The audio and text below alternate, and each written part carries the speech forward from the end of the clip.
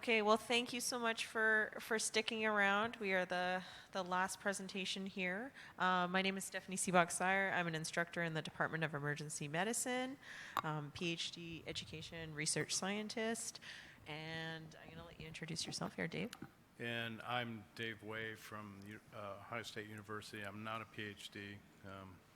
I'm ABD 3 times, but I've spent a lot of time on these topics. So. I feel a little bit like this is kind of a fraternity prank because everybody doesn't usually get excited about the topic of validity, especially this late in the day. It's kind of like taking an algebra test at 4 o'clock on a Friday afternoon. But I think we're going to try to tackle this in a very interesting way, give you some basic foundational material, and then walk you through a case of applying validity concepts to a problem. Okay? So the reason why validity is such a challenging topic really has to do with the fact that when we're talking about validity, it's a multidimensional concept. We use validity to refer to a lot of different kinds of things, but they all are related in some way and relevant. Hang on a second, I need to just shrink this down. So I don't have, yeah, thank you. So let's talk a little bit about measurement in general. Since we really can't see what's going on in education and psychology, we have to think in terms of constructs, theoretical constructs, which you've already heard a little bit about today. And so we're basing our assessment on theories, things that you can't see, and then we're having to operationalize our theory into something that we can make visible, right? So that's the whole notion of measurement. And we do this by, number one, choosing the right theory, which we talked about earlier, operationalizing that, and then quantifying observations by literally assigning people to points on a line in graduated measurements. Now that's a really important concept. So I want this ruler to be in your mind every time you're thinking about measurement. But not only are you assigning persons to points on the line, but you're also assigning items to points on the line, or assessment tasks to points on the line. And when you think about this, think about a person at a certain point on that line, and if they're at a 5, for example, they should be able to beat or attain all the items at below 5.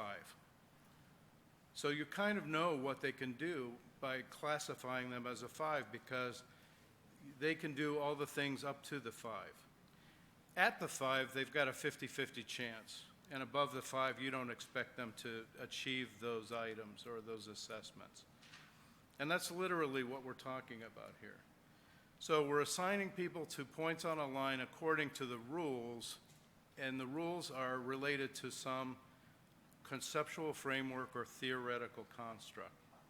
And that's what defines the rules. And I think this will become a little clearer when we start thinking about, here it is again, why Miller's pyramid shows up all the time, I don't know. But the reason why it shows up here is because Miller pointed something out to us a long time ago, was that items on a line and persons on a line, if we're talking about measuring knowledge, works well if we're talking about multiple choice tests. But as soon as we start changing the nature of the competencies or competence that we're trying to assess, then multiple choice tests don't work well, right? So we need to match the type of assessment with the type of competence that we're measuring. And that's a form of validity. And I told you, you're going to hear validity come up over and over again in slightly different ways. So now we've talked about construct validity, whether the measurement matches the theory. This is more of a process validity, or response process validity, I guess you'd say. Does the method of assessment match the competence that you're trying to assess, right? So, I mean, these are very basic concepts, but they're really seductively complicated, so bear with me a little bit.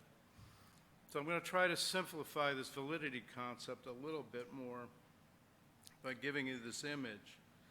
So when you choose your theoretical construct, you've got it in your mind. You've got to try to operationalize that by making the measurement, either assessments or items or whatever you're going to use to figure out whether your learners have this competence, observable. Let's just use an example. I've got my fifth graders lined up by height, and my theoretical construct is if they're lined up by height, then the taller people should be more mature. At least physically they might be. But there might be a lot of questions about that and whether that's a good way to do operationalizing the construct. Is height a good measure of maturity? And I'm expecting you would say no, right? So then you would question my construct validity. And I would have to come up with a different construct.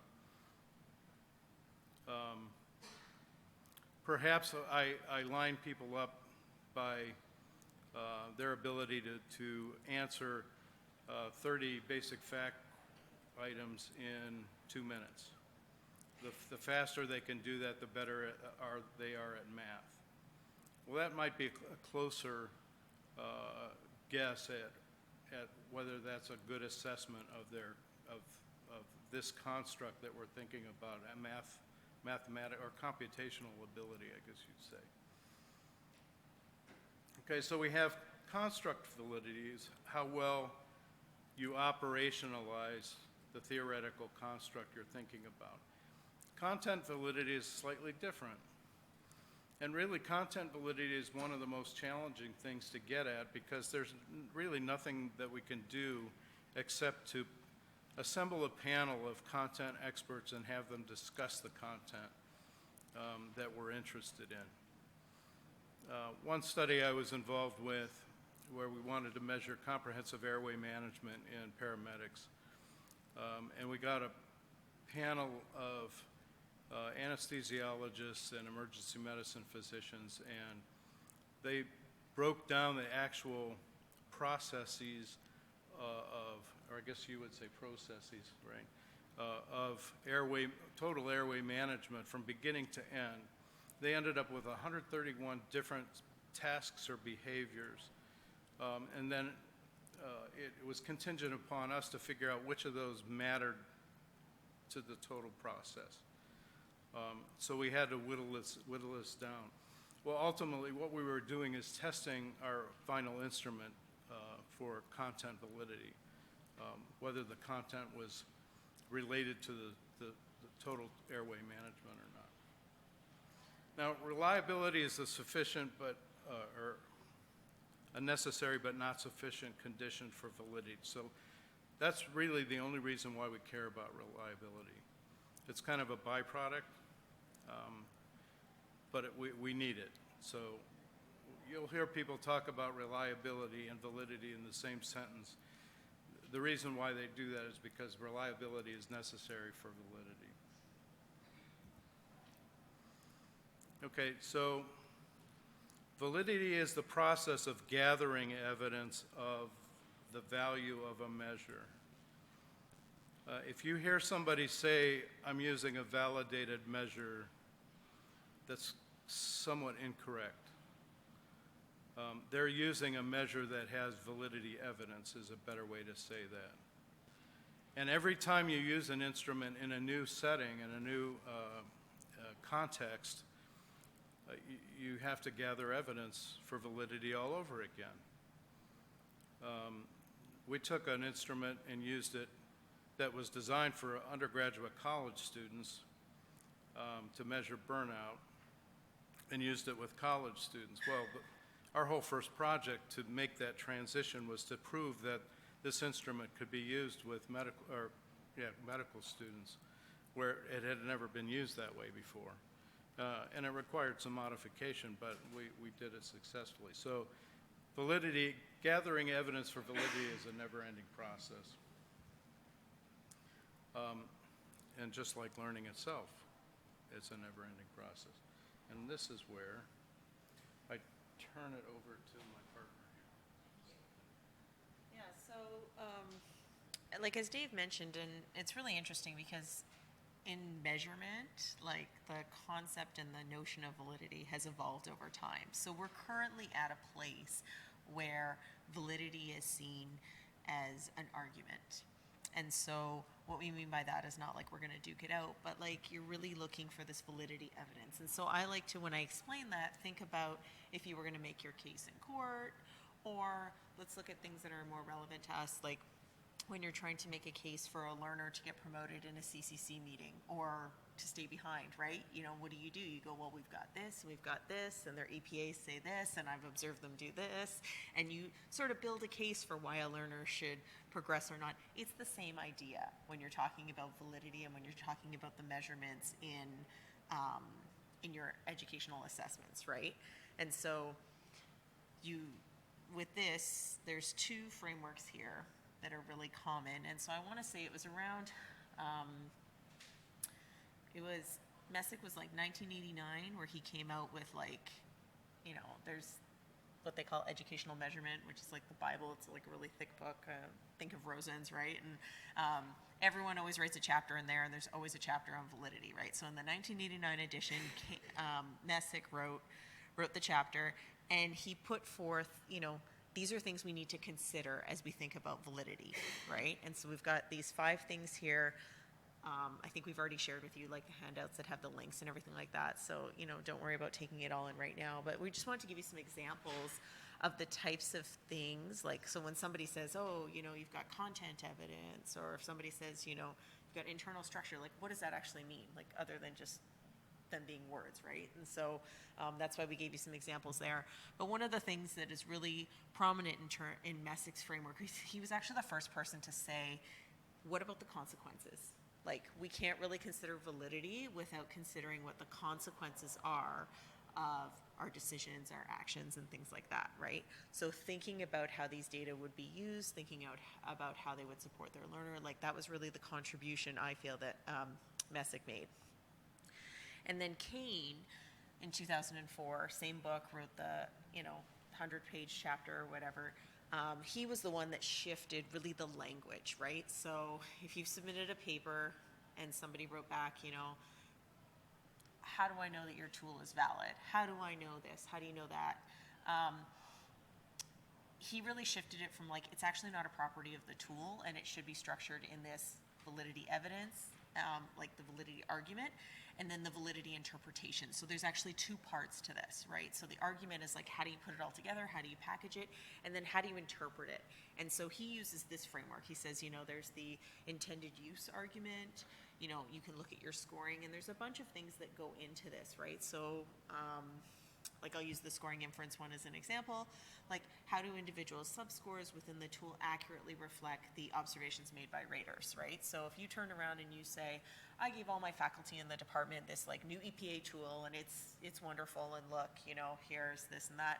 But let's say your raters or your faculty were not ever given any sort of training session or whatever. So like you got data, but do you have good data? Like, we don't know, right? And how many people in your department, you know, if you think of, you know, emergency medicine tends to have larger departments and things like that, you know, how many people have that like educational background to, like, did they understand what the purpose was and things like that? How confident do we feel in the data that we've collected? Generalizability or generalization inference is another one, extrapolation, and then the implications, right? So you can sort of see how Messick has like set up, this idea, how that idea of consequences like came through.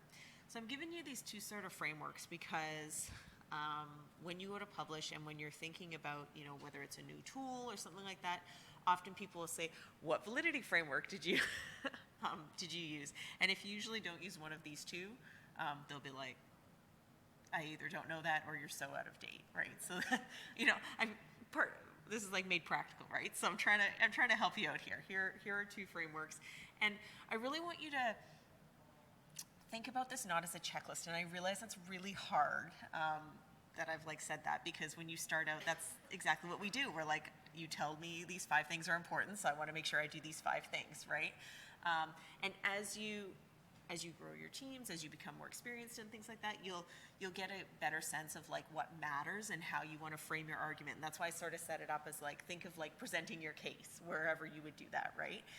Certain things matter more than others because you know how it's going to be used, you know the context and where it's going to be used, you know the implications and things like this. So use this more as like a map to guide you, not necessarily a checklist of like, I got to do A, B, and C, because they don't all have the same value. And I can't really say, this one has more, this one has less, because it all depends on the context and it all depends on how you're going to use it.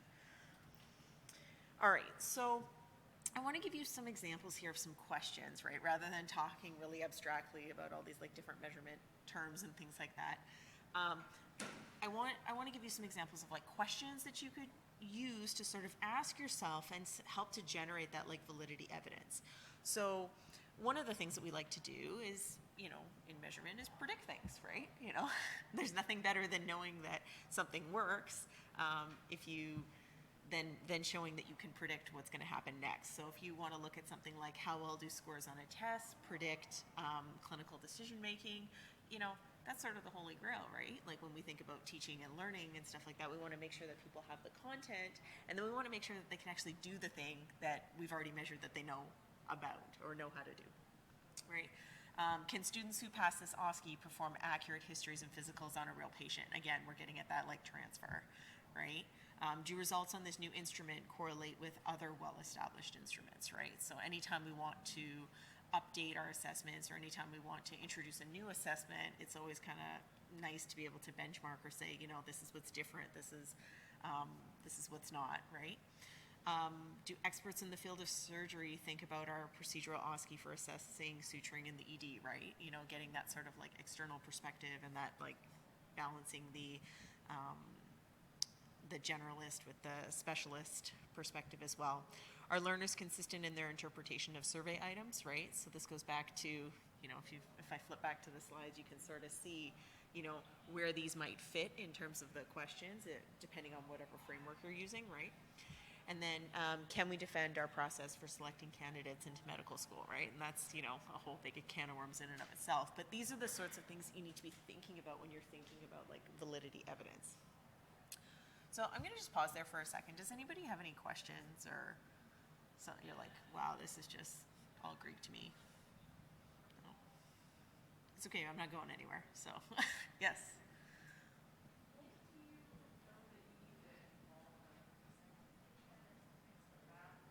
Sorry, just so everyone can hear you. Oh yeah, I'm just wondering, like if I have a tool that has been used in a different context, but looking at it, I think it may have value for what I want to use it for. When do I need to reach out to like a psychometrician, I think, or is it enough to pursue that on my own? Like when do I need more expert help? Well, so I guess my response to that would be sort of like, what is your level of expertise and what is your level of comfort with that, right? Like, so low, okay. Early, very early. No, but I think, that's a great example, right? Like, we were talking before in the session about like MedEd portal. Like if there are tools that are out there, I'm a big fan of like, we don't have to reinvent the wheel every time. Like any of us have been teachers in a previous life know, you borrow things, you use things, but this is where what works in what context, like if you were here before, that's what I'm saying, what works for whom in what context, right? So if you know that a tool has been used somewhere else, one of the first things that you'd probably want to be thinking about is like, well, how is my context similar and how is my context different to that? You know, and from a validity argument standpoint, what were the pieces of evidence that that others had used to sort of make their validity argument, right? I'd want to know things about, you know, the sample, right? So for instance, let's say the distribution of like race and gender and whatnot was X, where this tool was originally, you know, validity evidence was originally gathered. I'd want to compare that to like the setting that I want to use it in now, right? And it's always good to sort of, like I said, thinking about these things beforehand, but also thinking about them as you're going along of like, if I see this, what does that mean, right? And documenting. That's the key to validity, is documenting all of the stuff that you've done, all the stuff that you've had, and all the things you're going to do. So the way I think of it is, it's always better not to have to start from scratch. And that's why we handed out this resource of instruments that are available, many of them for free, that you can access. And so the question is, how much related, like Stefanie said, to the context where it was used before, how close is it to the one you're going to use? And here's the thing. Every time you use a new instrument, that's a study. So there's something that you can publish before you even use it for your research, is test out the instrument in a new population and say, yeah, it works or it doesn't. And so what you're doing is a validity study to prepare for the actual research with that instrument. Or pilot it. You know, pilot it with a small group before you actually use it. Any other questions before we move on here? Get into an activity? Okay. So we're going to do a little case study here. You know, we're all great educators, so this happens all the time. I'm saying this is a director of a simulation center, but you know, you could be an APD, you can be, you know, the medical educator in your department. Doesn't matter. The short of it is your dean has come to you and asked that all students engage in an end-of-program OSCE focused on compassionate care. The dean further asked that a validated assessment instrument be used to evaluate student performance and contribute to their final grade. And after searching literature, you find an array of instruments that have been studied in various environments, but are uncertain as to how to even choose a good one. Okay? So that's sort of the problem. Like I said, it happens all the time. Can you do this thing? You know, you can have a conversation later about the, you know, validated instrument, but for the time being, this is your task at hand, right? So here's some questions that I want you to consider as you're thinking about, you know, what instrument to choose, right? What is being assessed? Why should this be assessed? How will measures be created or selected? How will the results be used? What barriers exist to the assessment process? And what does the phrase validated assessment really mean, right? What is your dean really asking of you? And so I'm going to give you just some examples here, and we're going to break out into like sort of maybe 2 or 3 groups there. But I want you to think about, so here's an example of like a mini CX, right? This is an assessment that you could use, right? You could use some sort of checklist instrument, right? Where you're going through and either giving, you know, done, not done, or in this case, partially completed points. Or you can use something like an observational performance assessment, right? So what I want you to do is I want you to break into groups. So maybe if I can get you 4 to turn your chairs or get kind of close and work together. If you 4 would like to work together, and then if you guys can all work together. I want you just to sort of talk through, like, okay, so you found these 3 instruments. Your choices are this observational performance assessment, the checklist, or the mini CX. And when we come back, I want to hear, you know, which one of these would you choose and why? What were some of the things that you considered as you were making your decision? Okay? Hardly enough. We actually have somebody else in this room in 5 minutes. Oh, okay. So There you go. have homework. So there's another session at 5. I would love to keep going, but for all of those who came to the Education Summit, any part of it, I really appreciate your time. Yeah, there you go. And